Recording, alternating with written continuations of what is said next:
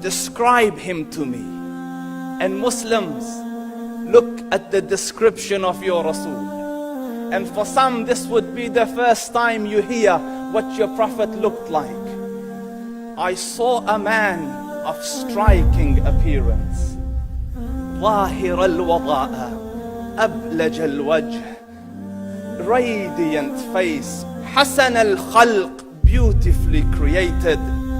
لم تعبه الثجلة, his belly wasn't protruding.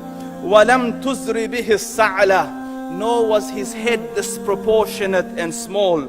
وسيم قسيم, proportionate and delicate, finely made, a specimen of a creation.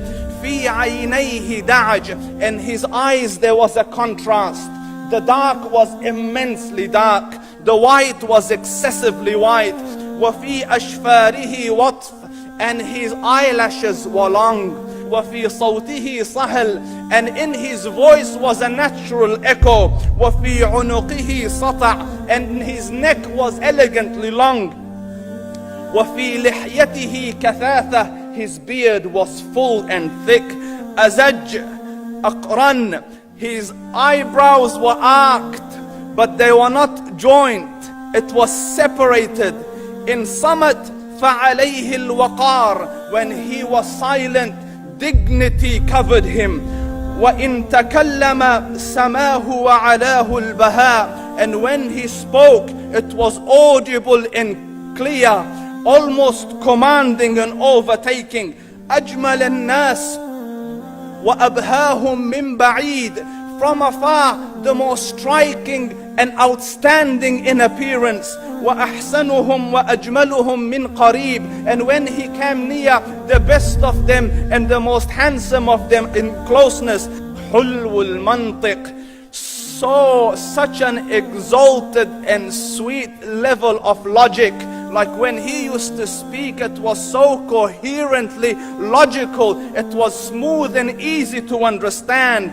فصل لا نزر ولا هذر, he was to the point, not excessive nor too short. كأن منطقه خرزات نظم يتحدرن, his logic, his utterances, his words were like jewels coming out of a necklace, calculated, polished, one after the other, it would flow magically. ربعة, he was medium in height. Your eye didn't have to strain to look up at him, nor was it tedious to look down at him. He was a comfortable sight to look at. له رفقاء يحفون به, he had friends, the people that were with him, they were working around him to try to serve and protect him. إن قال سمعوا لقوله, when he used to say something, they used to hearken to what he used to say. وإن أمر تبادروا إلى أمره, when he commanded, they used to compete to fulfill the command. This is Muhammad Rasulullah. This is Muhammad Rasulullah. Anas ibn Malik says, he says, I came out one night, it was the full moon night.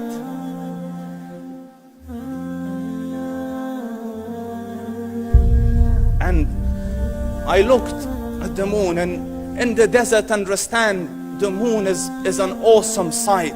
It is smooth, it is radiant, it is clear, it is gentle compared to the scorching sun at which they are used to.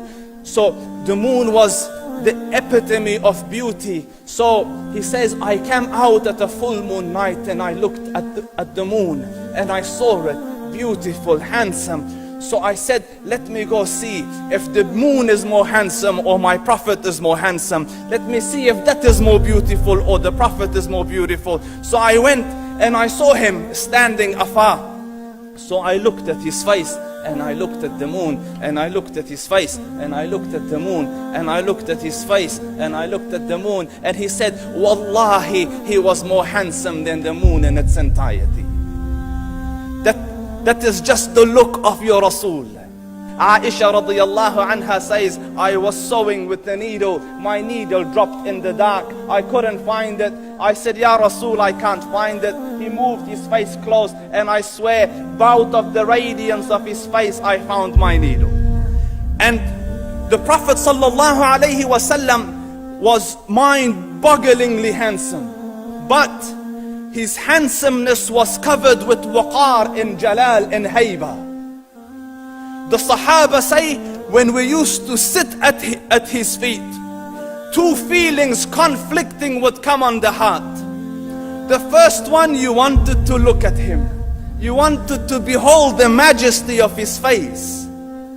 And when you wanted to look up, shyness used to overtake you, so you used to look down. Amr ibn al-As says, I sat with him many times, but if you ask me to describe his face, I can't describe it. I wouldn't be able to look up to him ijlalan wa ta'zeeman. I couldn't look up at him. And that is why he didn't have the problems that Yusuf alayhi salam had. Because it was difficult to penetrate the awe and the splendor of the Rasul.